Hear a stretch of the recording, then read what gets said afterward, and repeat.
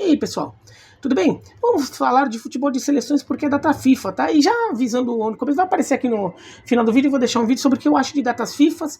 Eu não gosto de data FIFA, mas eu gosto do futebol de seleções, eu explico como que é o formato que eu faria ali, tá? Mas vamos pro vídeo de agora. Ano passado, eu fiz um vídeo aqui que deu bastante ibope, teve um pessoal até que ficou meio alterado, assim, né, sobre que seleções podem ser campeãs do mundo entre as que não foram. Qual pode ser a próxima, aliás? Qual a próxima seleção que pode ser campeã do mundo entre as que não foram campeãs do mundo? Né, então daí você tira Brasil, Itália, Alemanha, Argentina, Uruguai, Inglaterra e França. Né, entre os países que não foram campeãs do mundo, quem pode ganhar a próxima, quem pode ganhar a Copa do Mundo? Quem pode ser o próximo time, a próxima seleção aí a se juntar esse G8 aí, né, de campeãs do mundo? Espanha, esqueci de mencionar, a Espanha já ganhou também. Então quem seria o G8 ali, né? Esse é o G8 e quem seria a próxima que podia ganhar a Copa do Mundo, tá? Eu coloquei lá as que eu acho e dentro de alguns critérios, né? Eu coloquei Holanda, Portugal, Bélgica e Colômbia, tá? E daí como menção honrosa, brigando pela quinta posição, uma lista de países ali que incluiria Croácia, Rússia, Estados Unidos, Nigéria, México e México. Tá? Quais foram os critérios que eu uso? Bom, para uma seleção ser campeã do mundo, ela tem que ser uma seleção forte. Ela tem que ter alguma projeção internacional, porque ela vai ter que ganhar jogo, vai ter que ganhar da Argentina, vai ter que ganhar do Brasil, vai ter que ganhar da Alemanha, vai ter que ganhar de algum desses países aí na Copa do Mundo, né? Não dá para achar que vai ganhar a Copa do Mundo só pegando babinha. Segundo, tem que ser um país que revele grandes jogadores com frequência. Porque se você revela grandes jogadores com frequência, você sempre tem seleções fortes, né? E daí um dia, uma Copa do Mundo, uma edição de Copa do Mundo pode dar certo e seu time ganha, né? Se você é uma seleção, um país que revela jogadores com muito esporadicamente, você pode até ter um time forte num determinado momento, ou um super craque num determinado momento. Mas você não vai ter um time inteiro forte, ou você não vai ter um time forte com tanta frequência. Vai ter uma Copa aqui, depois dali 20 anos você volta a ter um time forte. Com isso, você tem que jogar todas as suas chances de ganhar uma Copa do Mundo naquele ano em que o time ficou bom. Então, fica mais difícil. Tá? Isso é um complicador também que tem que se considerar. E daí terceiro, pensando em projeção assim, de países que não são tão fortes, mas que podem se tornar fortes no futuro, tem alguma coisa como popularidade do futebol no país, quantidade de jogadores que você consegue exportar, né, jogar em altíssimo nível na Europa, porque daí o jogador já tem uma experiência em futebol de altíssimo nível a ponto de chegar numa Copa do Mundo e continuar mantendo esse nível. Você tem que ter popularidade do futebol. E ter população é importante, porque se você tem uma população grande, você vai ter muita gente que pratica futebol, e tendo muito praticante de futebol, você tem uma chance de conseguir arrumar 22 caras ali que joguem em altíssimo nível para ganhar uma Copa do Mundo, ou uns 15 pelo menos, você consegue. Ter dinheiro é importante também, não fundamental, mas é importante porque pode ajudar também a financiar ali um esquema de uma estrutura de base, uma estrutura também de captação de identificação de jogadores, tudo, tá? Eu coloquei a Holanda porque é muito óbvio que a Holanda não tem grande população, mas todos os outros aspectos ela preenche. Portugal, quase isso, né? Portugal não tem super craques, não é tão competitivo com a Holanda com tanta frequência, mas é competitivo em alguns momentos. A Bélgica eu coloquei com a ressalva que a Bélgica era um caso de que o time atual é muito forte, então ela pode ganhar agora, né? Se a Copa da Rússia desse um pouco mais, se desse um pouco mais de sorte, a Bélgica ganhava.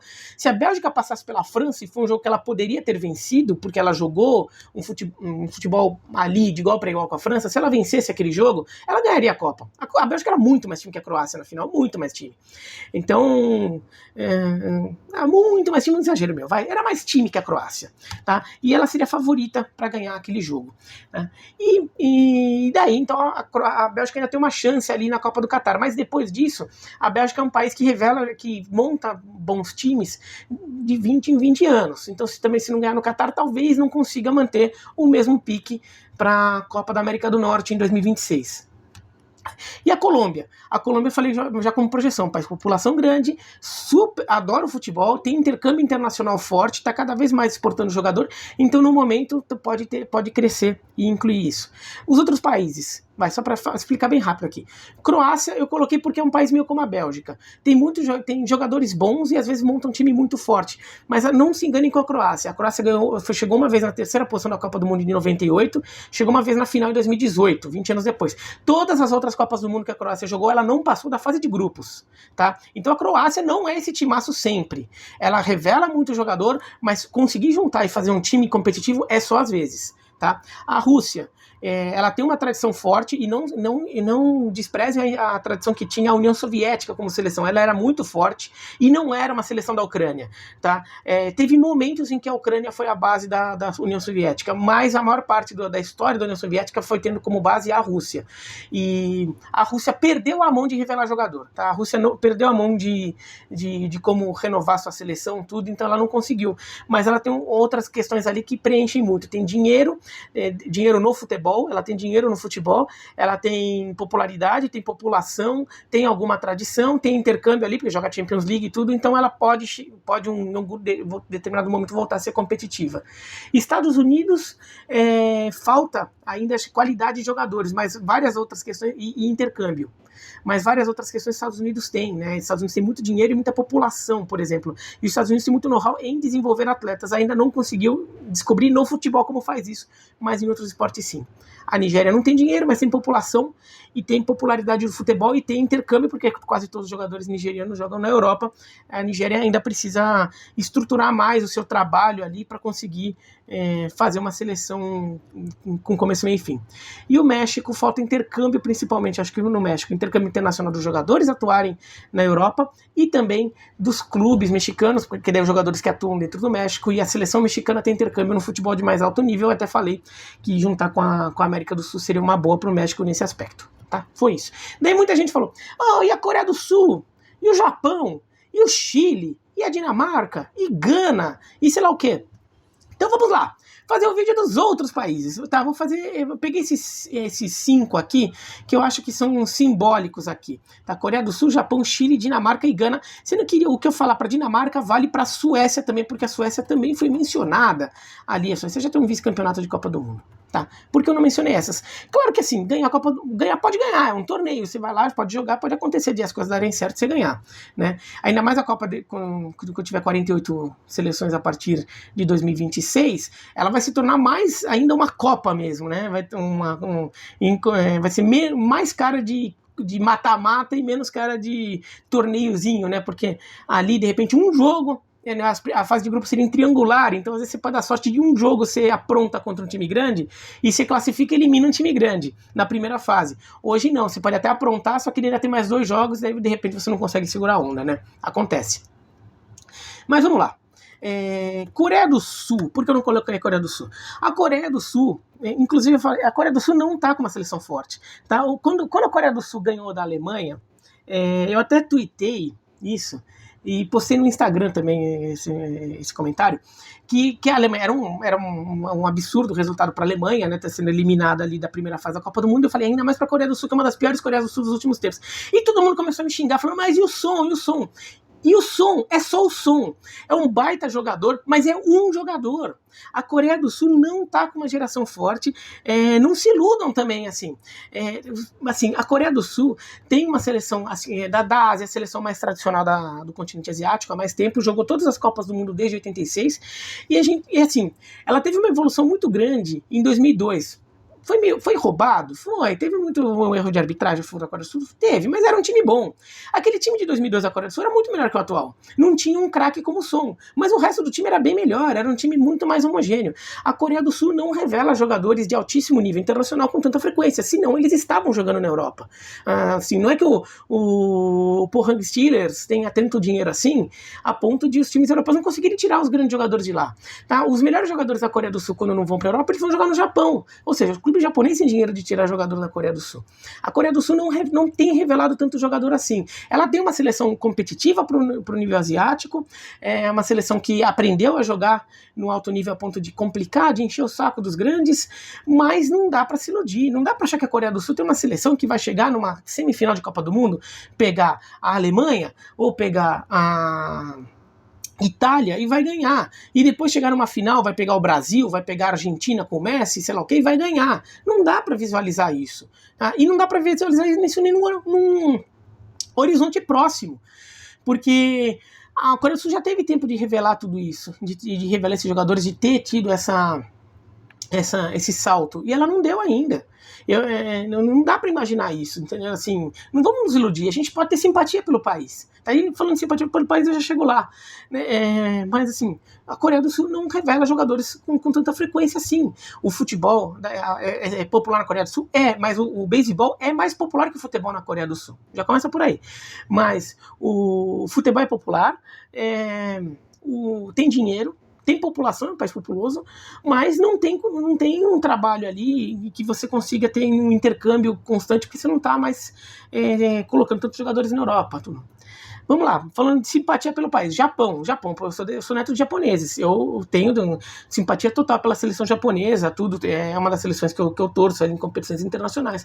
Eu não incluo o Japão. Por quê? O Japão, ele revela muito mais jogador que a Coreia do Sul. Tanto é que a gente vê muito mais jogador japonês no futebol europeu do que na Coreia do Sul, do que o sul-coreano. Tá? Então, no geral, ainda que provavelmente o maior craque do futebol internacional, do futebol asiático hoje na Europa seja o Son, como país, o Japão está com muito mais jogadores que a Coreia, né, que a Coreia do Sul no momento. E o Japão tem dominado o cenário asiático já nos últimos 20 anos, ali, né, tem ganhado a maior parte das competições, tudo. Tem revelado jogadores, tem mandado para a Europa, alguns deles chegam a ser protagonistas, como o Kagawa foi protagonista, o Nakamura foi protagonista, o Honda um pouco menos, mas no CSKA ele foi protagonista, acabou não conseguindo tanto assim no Milan. O Kagawa eu mencionei, né? O Nakata foi não tão protagonista assim, mas também foi um jogador que teve algum destaque. Tá? Então o Japão ali, o Japão tá com vários jogadores. O Japão acho que tem um trabalho de base, por exemplo, hoje melhor que a Coreia do Sul.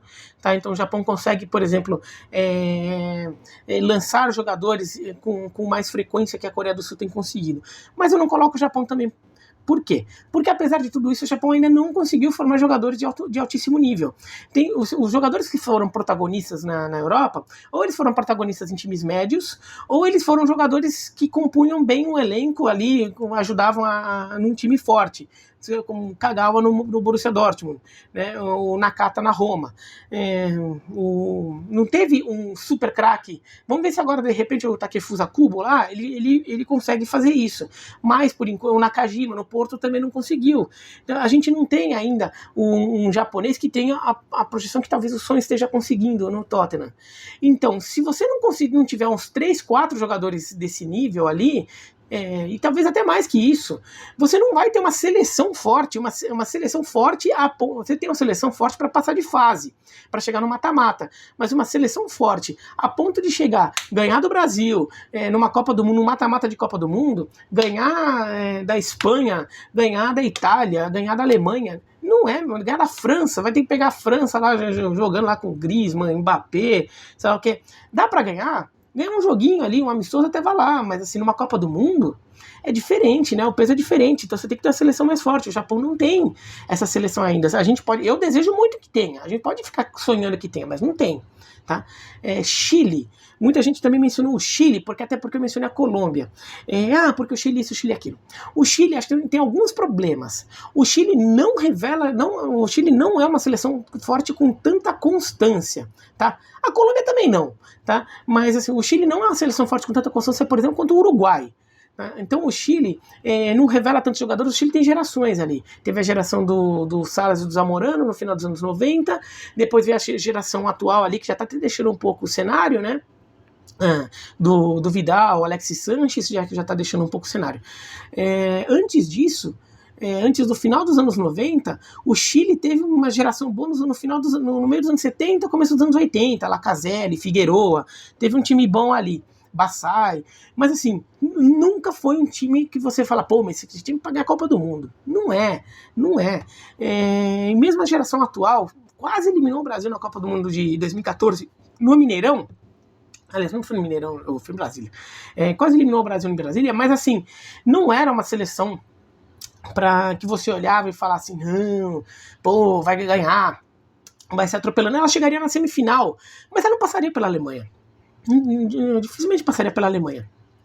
tanto que na Copa das Confederações depois chegou até a final, eliminando Portugal na semifinal, mas perdeu do time B da Alemanha na final, né? Então, assim, o Chile, ele tem bons jogadores em momentos, tá? Em momentos. E super protagonistas mundiais teve só alguns, né? Não teve muitos. Eu até acho que o Salas e o Zamorano foram os maiores, até talvez mais do que o Vidal e com certeza mais que o Alexis Sanches, por exemplo, para pegar os jogadores da atual geração, ou que o Cláudio Bravo. Então, o Chile não revela... E o Chile tem um outro problema. É um país de população menor, em comparação com a Colômbia. Por isso que eu coloco a Colômbia e não o Chile. A Colômbia tem uma população muito grande. É o segundo país mais populoso da América do Sul. A Colômbia tem mais população que a Argentina.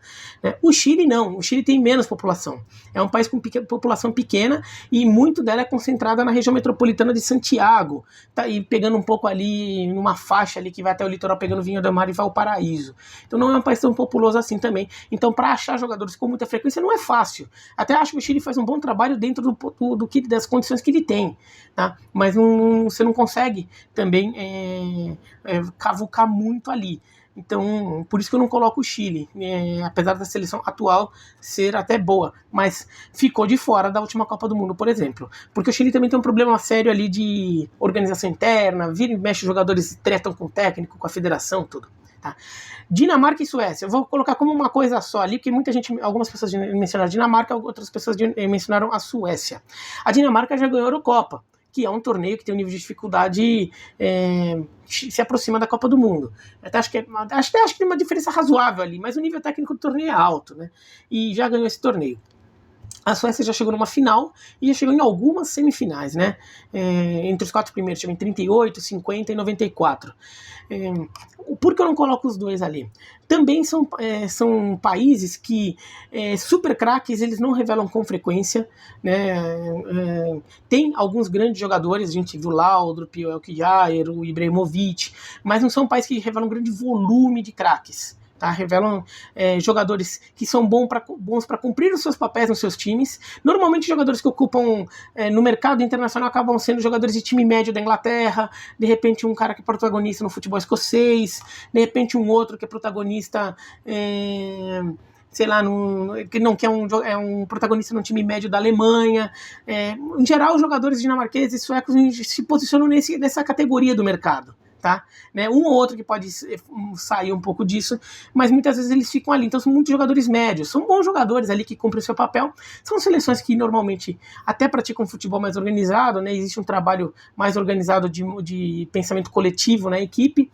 Então são times que muitas vezes dão trabalho, não são fáceis de ganhar porque jogam direito como coletivo, mas acho que falta algo para dar o salto. Falta população nesses países, né? São países com população menor. No caso da Suécia ainda tem até competição com outros esportes também muito populares que podem ficar atraindo jovens que têm às vezes talento para futebol e resolvem virar jogadores de hóquei no gelo, por exemplo. A Suécia tem essa questão, como é a mesma situação também, por exemplo, da Finlândia. Então, ou da Eslováquia, ou da Tchequia, República Tcheca, né? Então, acho que esses países, normalmente eles conseguem isso, eles conseguem uma seleção de oitava de final de Copa do Mundo, às vezes até uma quarta de final, como a Suécia chegou na quarta de final da Copa da Rússia, mas não dá para imaginar algo muito além disso, né? Acho que são seleções assim, que meio que já fazem o que elas podem ali. Daí teria que ser, na verdade, um torneio que tudo dá muito certo para eles, para conseguir eventualmente pensar em ganhar uma Copa do Mundo, tá? E Gana, daí eu ponho o Gana aqui, mas serve também para a Costa do Marfim, o comentário que também foi mencionado, tá? Mas acho que Gana é até mais forte que a Costa do Marfim. Gana é parecido com a Nigéria, tá? É um país que tem muita população, as pessoas gostam muito de futebol, revela uma quantidade de jogadores razoável, eu acho que até com mais constância que a Costa do Marfim. A Costa do Marfim teve uma geração muito boa na década de 2000, Drogba, Keita, mas a seleção da Costa do Marfim às vezes ainda pode pegar alguns franceses de descendência marfinense, mas Costa do Marfim teve gerações ali, né?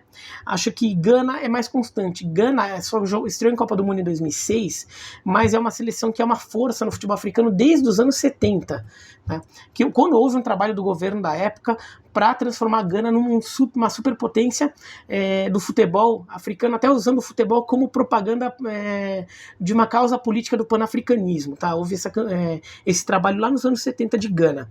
E eu acho que Gana revela jogadores com alguma frequência. Só que não tanta frequência quanto a Nigéria. E, em geral, nem tantos jogadores tão bons quanto os da Nigéria. Com tanto volume de jogadores bons quanto a Nigéria. Teve aquela geração da Copa de 2006, mas acabou não dando tanta continuidade assim. Né?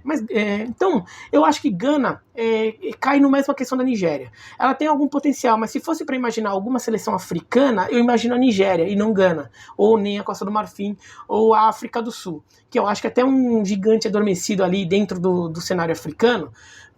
Mas eu até mencionei a África do Sul no outro vídeo, porque é um país em que o futebol é muito popular, é um país que tem dinheiro, pro cenário africano é um país que tem dinheiro. O problema é que muitos dos recursos ali para desenvolvimento de atleta, para captação de atleta, para investimento ali nas competições, tudo vai pro rugby e pro cricket, e não pro futebol. Né? Mas a África do Sul até acho que é um país que teria um potencial também interessante ali. Mas acho que Gana, Costa do Marfim são mini Nigérias nesse aspecto. Elas têm um cenário muito parecido com o da Nigéria, só que eu acho que com menos que a Nigéria. Por isso que eu coloquei a Nigéria ali como um candidato africano ali. Se for imaginar um dia um africano ganhando a Copa do Mundo, eu acho que a Nigéria seria o que está mais perto disso. Tá bom? Mas é isso, então, se você gostou do vídeo, dá joinha, não gostou, não, se inscreve no canal, clica no sininho para receber notificação, escreve aqui embaixo o que vocês acham, mas assim, só comente, assim, não precisa perder esse tribeiro, tem uma galera que fica irritada com qualquer coisa, hein?